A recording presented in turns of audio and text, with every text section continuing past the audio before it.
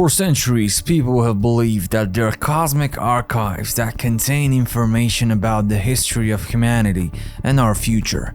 According to Carl Jung, it is the collective unconscious. According to Kevin Tedeschi, it is a universal supercomputer that stores all the information about everything that exists.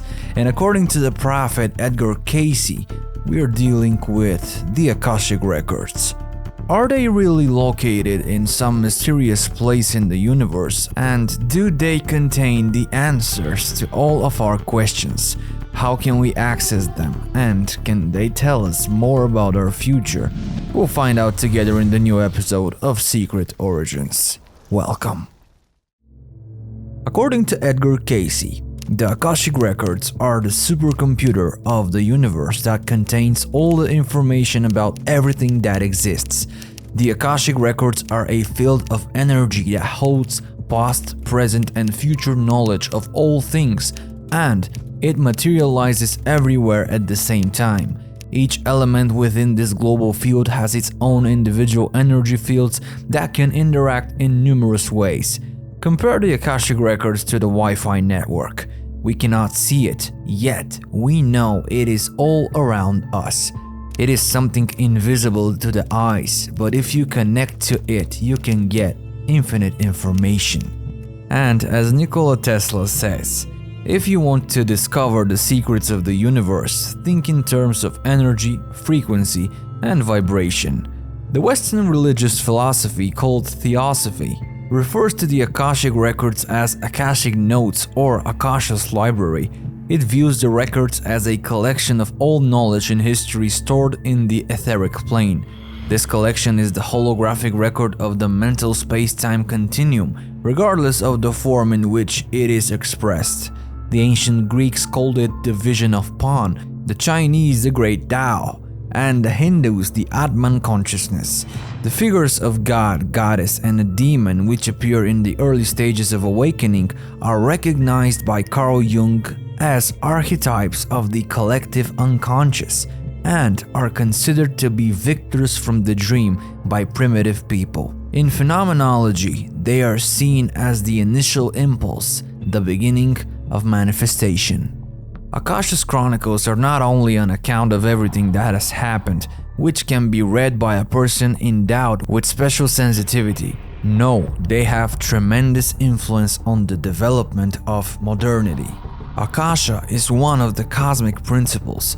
It is plastic matter, creative in its physical nature, unchanging in its physical principles. It is the quintessence of all possible forms of energy, material, psychic, and spiritual. It contains the seeds of universal creation, yielding shoots under the impulse of the divine spirit. If you want to learn more about your future and what lies ahead, we highly recommend getting a psychic reading using today's sponsor, Keen. Our friends from Keen have a variety of psychic readers ready to help you get clarity about your life path. You can choose whichever reader best suits your needs, and you'll be able to connect via phone call or text chat. For effective reading, ask open-ended questions such as what or how, and focus on self-reflection, including decisions, actions, and attitude, which can be influenced and changed. Don't fear if your reading didn't contain good news, because it's just a snapshot of where you currently are, and remember that you always have the power to change your life. And as a new customer on Keen, you can try your first 10 minutes for only $199, which is up to $99 in savings. Go to trykeen.com/secret origins or click the link in the description to save big on your first reading. Enjoy! The term Akasha first appears in the writings of Helena Blavatsky, which was introduced into the language of theosophy in the 19th century. She characterized it as a type of life force, also referring to the indestructible tablets of astral light, recording both the past and future of human thought and action. The idea of Akasha was then further explored by Alfred Percy Synod in his book Esoteric Buddhism. The Buddha teaches that those things are eternal, Akasha and Nirvana. Everything has come out of Akasha in obedience to its inherent law of motion and passing away. Nothing comes from nothing. The Mahabharata and the Purana tell of a mysterious famous Vedic sage known as Narada. The story goes that Narada transformed his mind in such a way that he drew information and knowledge from the source so that he could teach all of those around him great wisdom. Narada had a connection to the pure knowledge that is the foundation of the cosmic order. He had the ability to directly enter and receive information translated into understandable language. Another ancient entity that has also been in contact with the records is the Egyptian god, more commonly known as Thoth or Hermes Trismegistus. Before being designated as a god, Thoth was the first great Egyptian philosopher, discoverer of the mysterious ancient schools, and author of over 40 writings including the Book of Thoth, the Emerald Scrolls, and the Divine Pymander. To the Egyptians, his knowledge was so great and he was so admired by all that at first they identified him as the messenger of the gods. After a while, they included him in the Egyptian pantheon of gods. Again, as Tesla says, the day science begins to study phenomena of a non-physical nature, also, it will make more progress in a decade than it has in all the previous centuries of its existence. But are we even ready to reflect on these words, or are we still afraid of the unknown? After years spent studying the nature of electromagnetic and gravitational fields, Nobel Prize nominee Dr. Erwin Laszlo announced that he had found proof of the Akashic field. He starts from the discovery of the quantum zero point, which is a field that exists all around us. We cannot see it, but we can detect it indirectly. This is also shared in Albert Einstein's work We Know It Exists. Dr. Laszlo proposed that this field not only carries physical information about the physics of the universe, but also a lot of information about the mental side of things. According to theoretical physics, the zero point is a quantum field of waves that are invisible but exist throughout the universe. Space itself is made of energy and information, and the way information is carried through space is by waves.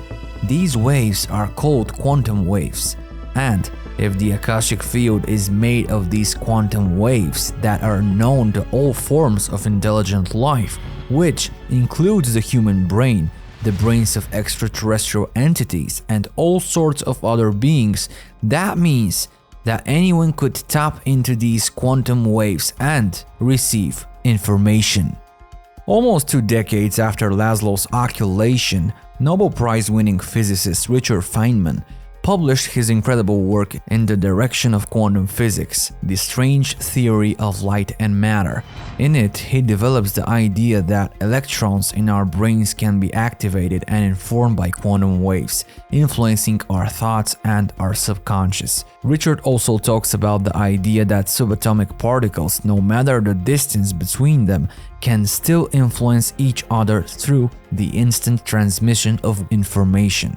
Feynman also discovered that even an electron passing through our brains receives signals from the past, but to compensate, it should also receive signals from the future. This means that every single electron in our brain is a receiver of information. And once again, Tesla seems to have been right when he said, "My brain is just a receiver. There is a core in the universe from which we derive knowledge, powers, and inspirations. I have not penetrated the secrets of this core, but I know it exists." In the early 20th century, scientists discovered that the laws of classical physics were not valid for small particles. A new physics was born, quantum physics, which radically overtuned previously dominant ideas. Any energy can only be absorbed or released in the form of small portions of quanta having a certain energy. That's what Max Planck said in the 20th century.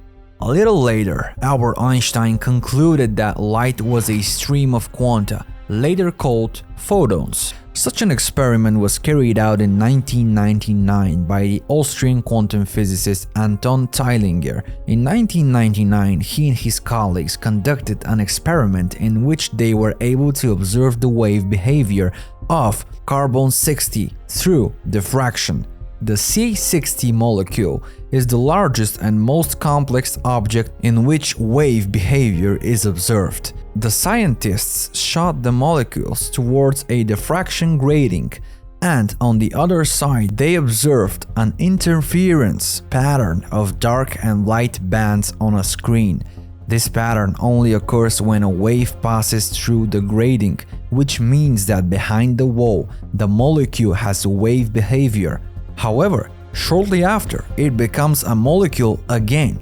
The interesting part was that the openings in the grating were 5 times larger than the molecule itself. It's like going through a door that's 5 times wider than us and floating in space behind it, and shortly after that collecting ourselves and becoming whole again.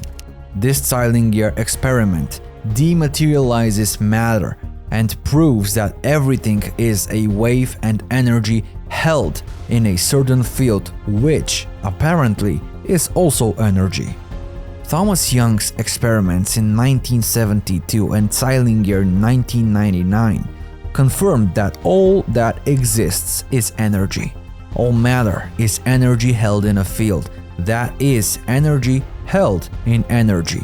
This leads to the conclusion that it is all about frequency, vibrations, and the interactions between them. And in 2010, Masaki Sano and his team managed to transform energy into information and prove that energy is information and information is energy. They even managed to find the coefficient of this transformation. Stories of people experiencing strange conditions are not unknown to us in modern times. In 1923, just 12 years old while returning home, little Vangelia was struck by a sudden storm. She was found unconscious, covered in stones and earth. She survived but lost her sight forever. Eventually, she says that she started seeing things differently in a dream. Baba Vanga predicted the death of King Boris III, the fall of the Twin Towers, the collapse of Czechoslovakia and the Soviet Union, and hundreds of other individual cases of people from all over the world who visited her. She said she could see everything with the eye of her mind, and that when she looked at a person, she could see their whole life in its entirety from birth to death, as if she was watching a movie. Her predictions are extremely accurate, which tells us that the ability to take in information from beyond Earth has nothing to do with the 5 senses we know. One of those people who was apparently able to connect with the Akashic field was Michel de Nostradam, better known as Nostradamus. He predicted numerous events, including the Great Fire of London in 1666, the French Revolution, and even the rise of Adolf Hitler. He claimed to have succeeded thanks to the methods used by ancient Greek oracles and Christian mysticism. Nostradamus attempted to explain and speak of a divine state in which everything happens at once and is not linear as we perceive it. Just as Tesla and Einstein claimed to have gotten their ideas for their great discoveries from some outside source, Einstein said that his theory of relativity came to him in a split second, as it seemed to come out of nowhere. It's intriguing to note that some of the greatest discoveries in history were received as ideas at the same time by different people located in various parts of the world, who had no apparent connection with each other. This suggests that the Akashic Records may be guiding the consciousness of humanity. There are many people who have done amazing things thanks to the Akashic Chronicles, including Su Jijin from China, who can tell the story of any person just by knowing their first name. According to what we can find in most spiritual books, the Akashic Records also bear the name the Book of Life, as it contains every thought, word, intention, emotion, and desire of the soul. It is very important to understand the concept that the Akashic Records are actually no different than the energy information potential of the universe, or the unity consciousness, God, the source, the universal Om, the collective consciousness, the universal mind. In fact, we can say, if it's easier to you, that these are living, changing documents for each of us, but they do change with us. They evolve with us, along with the choices we make every moment to complete the picture of our own lives. They contain an infinite amount of information that can always be used, accessed, and realized by ourselves. Let's imagine a forest with an infinite number of trees filled with an infinite number of delicious apples. Each apple holds the key to a different experience. Each tree symbolizes the themes and tasks we set ourselves to be able to experience as a higher being. When we want to know a particular piece of information, we simply need to connect with that particular tree and that particular apple. They're all available to us, and it is a matter of desire for exploration, development, and compassion to obtain what we desire. Sometimes the information will not be complete, and sometimes it will sound illogical, but that is because it is beyond time and space, therefore beyond our own understandings, limitations, and filtrations of the world. For example, when something happens to us that we would describe as a bad situation or a difficult challenge, it is usually our higher mind that gives us the opportunity to evolve. Eventually, we realize that we are both the higher mind, the person, and the source of all that is in the oneness. And it is only the focus on what we desire that also determines what will happen. Seen from this perspective, we become the magicians of reality.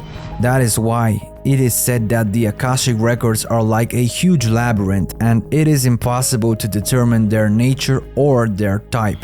The only objective way to read this information is to exclude the logic of what we know as the ego. And how does one access the Akashic Records? By listening inward.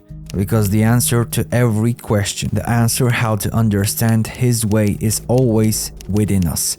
The inner self is part of the infinite, while the stubbornness of the personality, which can lead us astray, is always at war with the infinite because it lacks what can be called endurance, faith, patience. Then, as soon as the body through which the information is transmitted is attuned to it by suppressing the consciousness in material sheet, it becomes a conduit through which the chronicles can be read. In the next episode, we will talk about the possibilities of Akashic Records, as well as certain individuals and prophets who have reached the infinite information and applied it in our reality. Thank you so much for watching another episode of Secret Origins. We bow before you and thank you. Keep your minds open, and until we meet again.